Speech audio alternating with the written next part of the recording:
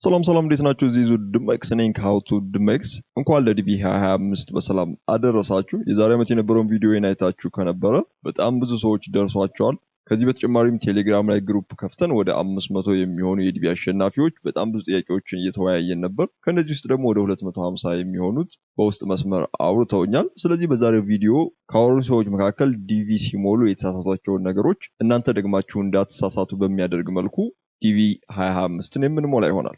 እናም ከዚህ ቪዲዮ በኋላ ብዙ ጥያቄዎቻችሁ ይመለሳሉ ብዬ አስባለሁ። በመጀመሪያ ዲቪውን ለመሙላት በኮምፒውተራችሁ ወይም በሞባይላችሁ መጠቀም ትችላላችሁ። እኔም ተጠቀመው በኮምፒውተር ነው፣ ነገር ግን በሞባይል አቀማመጥ ነው ያስቀመጥኩት። የተወሰነ አቀማመጥ ልዩነት አለው። ከዛ ውጭ አንድ አይነት መረጃ ነው የምታገኙት። ስለዚህ ብራውዘራችሁ ላይ ትሄዳላችሁ። አሁን ባለው መረጃ መሰረት ጉግል ክሮም እየሰራ አይደለም። ምናልባት ጉግል ክሮም ከሰራላችሁ በሱ ተጠቀሙ። ለኔ ግን ስክሪኑ ላይ እንደምታዩት አይነት መልእክት ነው የሚያመጣልኝ። በተለይ ሜል ፊሜል የሚለውን አያስመርጠኝም። ስለዚህ ሞዚላ ወይም ኦፔራ የተለያዩ ብራውዘሮችን በመጠቀም ዲቪውን መሙላት ትችላላችሁ። ስለዚህ ጉግል ላይ ሄዳለሁ። ዲቪ ፕሮግራም .state.gov ብላችሁ ትጽፋላችሁ። እዚህ ስክሪኑ ላይ ያስቀምጥላችኋለሁ።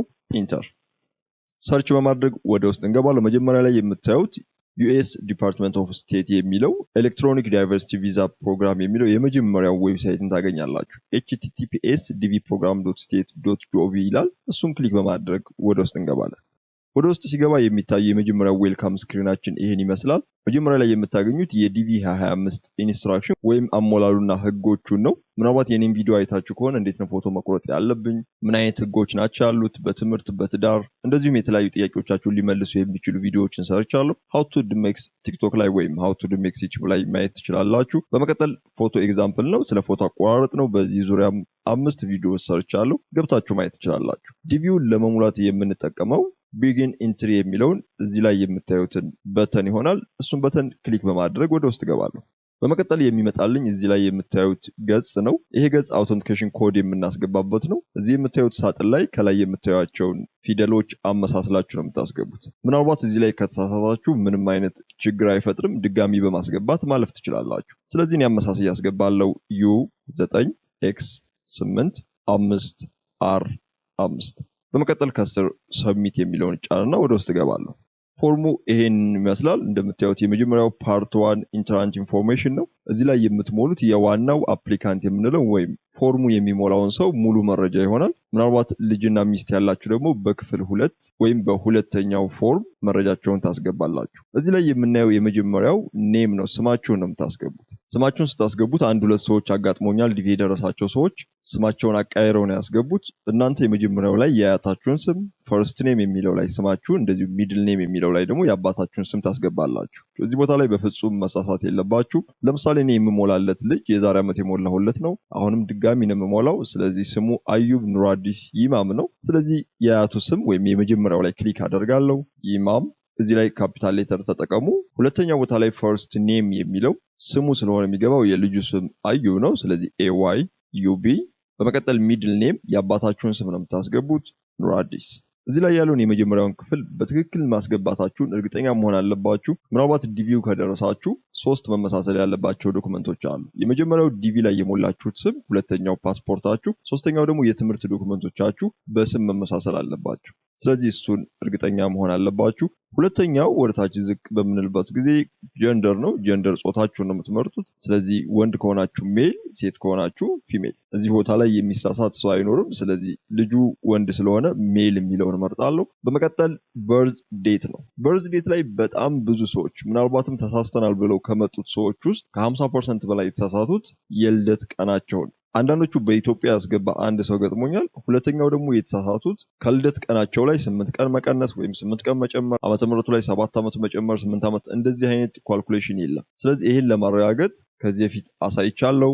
ኢሲ ኢትዮጵያን ካሌንደር ማለት ነው ቱ ጂሲ ግሪጎሪያን ካሌንደር ሰርች ስታደርጉ መጀመሪያ ላይ ይመጣላችሁ www.metaapps.com የሚለው ኢትዮጵያን ካሌንደር ኮንቨርተር። እሱ ላይ ክሊክ አድርጋችሁ ወደ ውስጥ ገባላችሁ። ብዙዎቻችሁ ይህን ታውቁታላችሁ ብዬ አስባለሁ። እኔም ከዚህ በፊት 3 ቪዲዮዎች ላይ አሳይቻለሁ። ስለዚህ በኢትዮጵያ የተወለዳችሁበትን ወር ቀንና ዓመተ ምህረት ታስገባላችሁ። ለምሳሌ ልጁ የተወለደው ጥር 10 1988 ዓመተ ምህረት ነው። ስለዚህ ወደ ታች ሄዳለሁ 1988 የሚለውን እመርጣለሁ። ኮንቨርት የሚለውን ስትጫኑ ጃንዋሪ 1996 ዓመተ ምህረት ይሆናል። ምናልባት ጃንዋሪ፣ ፌብሩዋሪ፣ ማርች እነዚህ ስንተኛ ወር ላይ እንደሆነ ማወቅ ከፈለጋችሁ ወደ ታች ዝቅ ብላችሁ እዚህ ላይ ኦክቶበር የሚለው ወር ላይ በመጫን ዓመተ ምህረቶቹ ስንተኛ ወር ላይ እንደሆኑ ማየት ትችላላችሁ። ለምሳሌ ጃንዋሪ የሚለው የመጀመሪያው ወር እንደሆነ እዚህ ላይ ማየት ትችላለሁ። በግራ በኩል ቁጥሩ ስላለላችሁ እሱን መውሰድ ትችላላችሁ። ስለዚህ ወደ ፎርም እመለሳለሁ። ወር 01 አንድም 01 ማለት ትችላላችሁ። ቀን 19 ዓመተ ምህረት 1996። በዚህ መሰረት መጀመሪያ ላይ ወሩ ከዛም ቀን ከዛም ዓመተ ምህረት ነው የሚገባው። እዚህ ላይ የመጀመሪያው ቦታ ላይ ቀኑን አለማስገባታችሁን እርግጠኛ መሆን አለባችሁ። በመቀጠል ወደታች ዝቅ እላለሁ። ሲቲ ዌር ዩ ዌር ቦርን የተወለዳችሁበትን ከተማ። ምናልባት ፓስፖርት ያላችሁ ሰዎች ካላችሁ ፓስፖርታችሁ ላይ ያለውን ጻፉ። ስለዚህ የተወለደበትን ከተማ አስገባለሁ። አዲስ አበባ። የተወለዳችሁበትን ከተማ ካስገባችሁ በኋላ ካንትሪ ዌር ዩ ዌር ቦርን ነው። ይሄኛው ደግሞ የተወለዳችሁበትን ሀገር ነው የምታስገቡት። የመጀመሪያው ላይ ከተማውን ነው፣ ሁለተኛው ላይ ደግሞ ይሄ ከተማ የሚገኝበትን ሀገር። ስለዚህ ኢትዮጵያ ስለሆነ እዚህ ውስጥ የተለያዩ ሀገሮች አሉ። ኢን ብትጫኑ ቀጥታ ወደ ኢቤት ይወስዳችኋል። እንደምታዩት ኢትዮጵያን እመርጣለሁ። ስድስተኛው ካንትሪ ኦፍ ኤሊጂቢሊቲው የተለያዩ ህጎች አሉ። የዛሬ ዓመት የሰራሁት ቪዲዮ ላይ አብራርቼዋለሁ። ነገር ግን ኢትዮጵያውያን ከሆናችሁ ምንም ነገር አትጫኑም። የስ እንደሆነ ቀጥታ ታልፋላችሁ። ኢንትራንት ፎቶግራፍ ነው ሰባተኛው።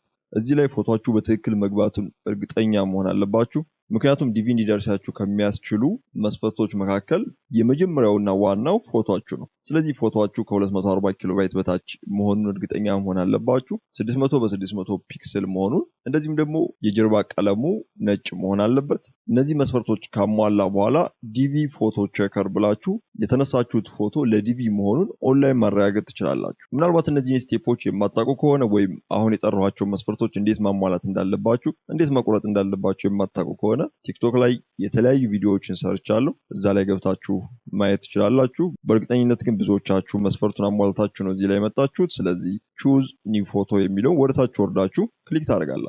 በዚህ ጊዜ ፎቶአችሁ ወዳለበት ሞባይል ወይም ኮምፒውተር ያስገባችኋል። እኔ ኮምፒውተር ላይ ስለሆነ ያለሁት ትክክለኛውን በትክክል የቆረጣችሁትን ፎቶ ክሊክ በማድረግ ታስገባላችሁ። በምታዩት መሰረት እንደዚህ አይነት የፎቶ ምስል ካመጣላችሁ ፎቶአችሁ በትክክል መግባቱን ማወቅ ትችላላችሁ። ስምንተኛውና ዲቪ የደረሳቸው ሰዎች ሲጨናነቁበት የነበረው ክፍል አንዱ ይሄ ነው። ምክንያቱም እዚህ ቦታ ላይ በጣም ብዙ ስህተቶች ናቸው የሚሰሩት። ደስ የሚለው ነገር ደግሞ እዚህ ላይ የምትሳሳቷቸው ነገሮች በፍጹም ዲቪ ከደረሳችሁ በኋላ ከጣው ውጭ እንድትሆኑ የሚያደርጉ አይደሉም።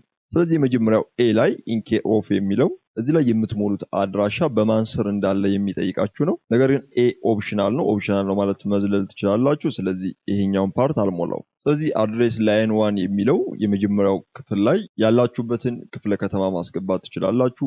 ዞን፣ ወረዳችሁን ማስገባት ትችላላችሁ። የዛሬ ዓመት በነበረው ዲቪ 2024 ላይ በጣም ብዙ ሰው ሲጨነቅበት የነበረው ቦታ ስለሆነ በጣም ቀላል የሆነ አይነት የመረጃ አገባብ ላሳያችሁ። ለምሳሌ አዲስ አበባ ከሆነ ያላችሁት ሳሪስ ወረዳ 3 ከሆነ ሳሪስ ወረዳ 3፣ ክፍለ ሀገር ከሆነ ያላችሁት ያላችሁበትን ዞን ወይም ደግሞ ወረዳችሁን ጽፋችሁ ኮማ በመቀጠል ቀበሌያችሁን መጻፍ ትችላላችሁ። ለምሳሌ ሳሪስ ኮማ ወረዳ 4 ማለት ትችላላችሁ፣ ወይም ወረዳ 5 ማለት ትችላላችሁ። እንዳላችሁበት ወረዳ ካለው ማለት ነው። ወይም ደግሞ ሌሎች አይነት መጠሪያዎች ያላችሁ ሰዎች ያላችሁበትን ዞን እና ያላችሁበትን ቀበሌ ማስገባት ትችላላችሁ። እርግጠኛ ሆኜ የምነግራችሁ ያላችሁበትን አካባቢ ያስገቡ እንጂ እዚህ ቦታ ላይ የምታስገቡት መረጃ በፍጹም ምንም አይነት ችግር አያመጣባችሁም። በመቀጠል ሲ ላይ ያለው ኦፕሽናል ነው፣ አለማስገባት እንችላለን። ስለዚህ እሱን እዘለዋለሁ። በቀጣይ አሁን ያላችሁበት ወይም እዚህ ላይ ያስገባችሁት አድሬስ ሳሪስ ወረዳ 5 የሚባለው አካባቢ የትኛው ከተማ ውስጥ ነው የሚገኘው? ወይም ደግሞ እዚህ ላይ ቢ ላይ ያስገባችሁትን ከተማ እዚህ ላይ ታስገባላችሁ። ስለዚህ ሳሪስ የሚገኘው አዲስ አበባ ነው። ቀጣዩ ዲስትሪክት፣ ካንትሪ፣ ፕሮቪንስ ወይም ስቴት ነው። አዲስ አበባ ያላችሁ በዲስትሪክታችሁ ወይም ደግሞ በክፍለ ከተማው ማስገባት ትችላላችሁ። አሁን ያላችሁበትን ክፍለ ከተማ ስም አስገቡ። ክልል ላይ ያላችሁበትን ዞን ወይም ደግሞ ወረዳችሁን አስገቡ። እንዳልኳችሁ እዚህ ላይ የሚገቡ መረጃዎች እንደ መረጃ ነው የሚያዙት። ምንም አይነት ችግር ስለማይፈጥሩባችሁ አሁን እናንተ ያላችሁበትን አካባቢ ሊገልጽ የሚችል ክፍለ ከተማ፣ ዞን ወይም ወረዳችሁን እዚህ ቦታ ላይ ታስገባላችሁ። ለምሳሌ ያለው ቦሌ ሰብሲቲ ውስጥ ነው። ስለዚህ ቦሌ ብዬ አስገባለሁ። በመቀጠል ፖስታል ኮድ ነው። እዚህ ላይ አብዛኞቹ ሰዎች 1000 ብለው ያስገባሉ። ነገር ግን ስለ ፖስታ የምታውቁ ከሆነ ፖስታል ኮድ ያለ ፖስታ ምንም አይሰራላችሁ። ስለዚህ ይሄን ቦታ ኖ ፖስታል ኮድ ብላችሁ ነው የምታልፉት። ምናልባት ውጭ ሀገር ያላችሁ ታውቃላችሁ፣ የምታስገቡት ፖስታል ኮድ እናንተ ያላችሁበትን አካባቢ የመግለጽ አቅም አለው። ስለዚህ ውጭ ሀገር ያላችሁ እዚህ ቦታ ላይ ፖስታል ኮዳችሁን አስገቡ። እንደ ኢትዮጵያ ሲሆን ግን ኖ ፖስታል ኮድ ብላችሁ ታስገባላችሁ። በመቀጠል እስካሁን ያስገባችኋቸው መረጃዎች የሚገኙበት ካንትሪው እዚህ ላይ የምትጽፉት ነገር አይኖርም፣ መምረጥ ነው። ስለዚህ ኢቤት ትሄዳላችሁ። ኢትዮጵያ ውስጥ ከሆነ ያላችሁት፣ ሌላ ሀገር ላይ ያላችሁ እስካሁን ያስገባችኋቸው አድራሻዎች የሚገኙበትን ገባላችሁ። በመቀጠል ካንትሪ where you live today ነው። እዚህ ላይ መጠንቀቅ ያለባችሁ ኢትዮጵያ ውስጥ ያላችሁ ኢትዮጵያ ብላችሁ ሙሉ ኢትዮጵያውያን ሆናችሁ አረብ ሀገር ያላችሁ ሰዎች አሁን ያላችሁበትን የአረብ ሀገር ስም ነው የምታስገቡት። እንደዚሁም ኢሮፕ ወይም ኤዥያ ውስጥ ያላችሁም እንደዚሁ ያላችሁበትን ታስገባላችሁ። ኢትዮጵያ ውስጥ ያላችሁ ከሚመጡላችሁ አማራጭ ውስጥ ኢትዮጵያን አስገቡ። አረብ ሀገር ያላችሁም እንደዚሁ ከነዚህ ውስጥ ያላችሁበትን አረብ ሀገር ትመርጣላችሁ ማለት ነው። በመቀጠል ፎን ነምበር ነው። ፎን ነምበር ኦፕሽናል ነው። ማስገባትም አለማስገባትም ትችላላችሁ እንደምታዩት። ነገር ግን ማስገባት ከፈለጋችሁ ኢትዮጵያ ውስጥ ነው ያለነው። ስለዚህ ኤሪያል ኮዱ +251 09000000 ብላችሁ የራሳችሁን ስልክ ቁጥር ማስገባት ትችላላችሁ። ማስገባት አልፈልግም የምትሉ ካላችሁ ደግሞ ይሄንን ቦታ ማለፍ ትችላላችሁ። ሌላኛው ኢሜይል አድሬሳችሁ ነው። ቅድም እንዳልኳችሁ የዛሬ ዓመት ካየኋቸው ትልልቅ የሚባሉ ስህተቶች መካከል አንደኛው የልደት ቀናቸው መሳሳት ሲሆን ሁለተኛውና ትልቁ ችግር ደግሞ ኢሜይላቸውን መርሳት። በጣም የሚያሳዝነው ነገር ደግሞ ኢሜይላቸውን የረሱ ሰዎች የልደት ቀናቸውንም አብሮ የተሳሳቱ ናቸው። ምናልባት የልደት ቀናቸውን ተሳስታችሁ እንደዚሁም ኢሜይላቸውንም ከተሳሳታችሁ አሸናፊ ብትሆኑ እንኳን የደረሳችሁን ዲኤስ የሚባለውን ፎርም በፍጹም መሙላት አትችሉም። ስለዚህ ትክክለኛ የምታውቁትን ኢሜይል አስገቡ። እዚህ ቦታ ላይ ያለው ኢሜይል የሚጠቅማችሁ ለምንድን ነው? የልደት ቀናችሁ ቢጠፋባችሁ ዲቪ ቢደርሳችሁ ኢሜይላችሁን የምታውቁት ከሆነ በቀላሉ ሪከቨር የማድረግ እድል ይኖራቸዋል። ስለዚህ የመጀመሪያው ኤ ላይ ayub12@gmail.com የልጁን ኢሜይል አስገባለሁ።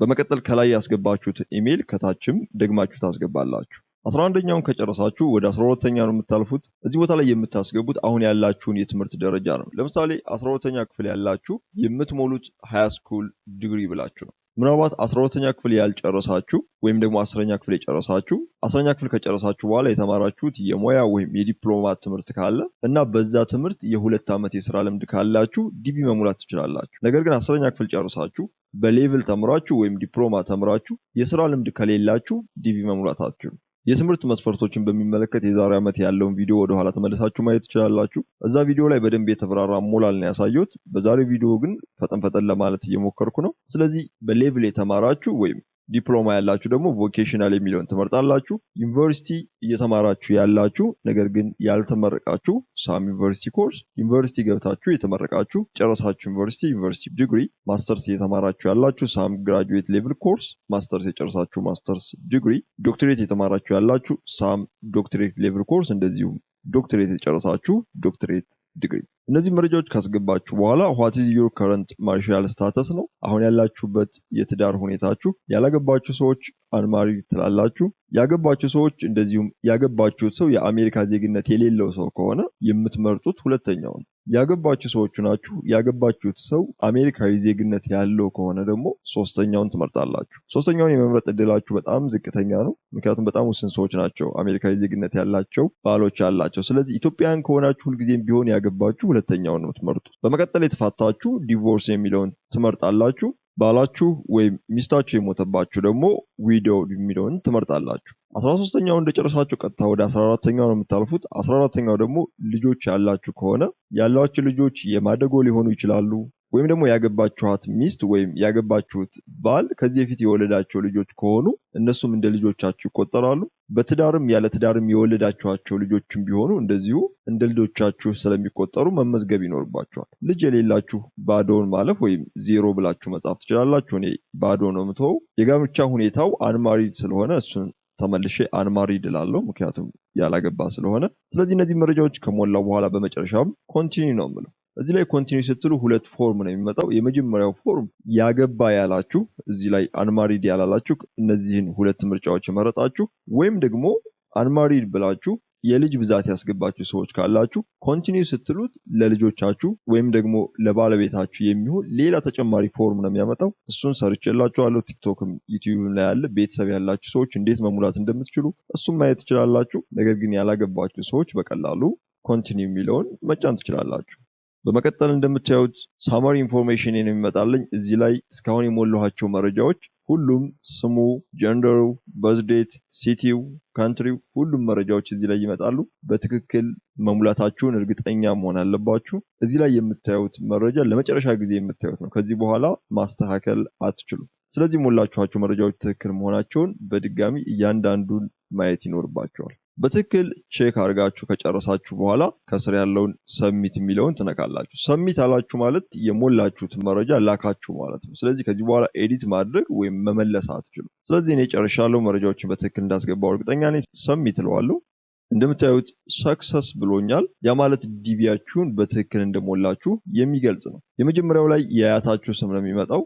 ብዙ ሰዎች የዛሬ ዓመት መጀመሪያ ላይ የአያቴ ስም ነው የመጣው ስለዚህ ተሳስተዋል ብላችሁ ጠይቃችሁኛል። ነገር ግን መጀመሪያ የአያታችሁ ስም በመቀጠል ስማችሁና የአባታችሁ ስም ይመጣል። ኮንፈርሜሽን ነምበር የሚባለው ወይም ደግሞ ዲቪ እንደደረሳችሁና እንዳልደረሳችሁ የምታዩበት ቁጥር እዚህ ላይ የምታዩት ኮንፈርሜሽን ነምበር ነው። በመጨረሻም የተወለዳችሁበትን ዓመተ ምህረቷን ብቻ እዚህ ቦታ ላይ ማየት ትችላላችሁ። አሁን እዚህ ላይ ሰክሰስ አለ ማለት ፎርሙን ጨረሳችሁ ማለት አይደለም። ፕሪንት አድርጋችሁ መያዝ ወይም ስክሪንሻት ማድረግ አለባችሁ።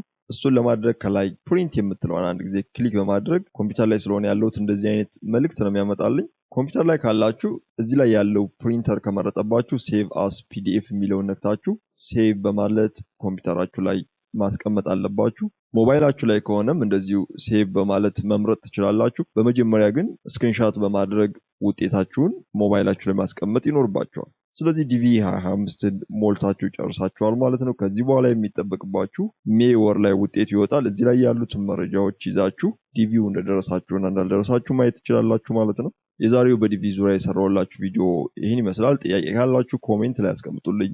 ዚዙ ዲሜክስ ባይ።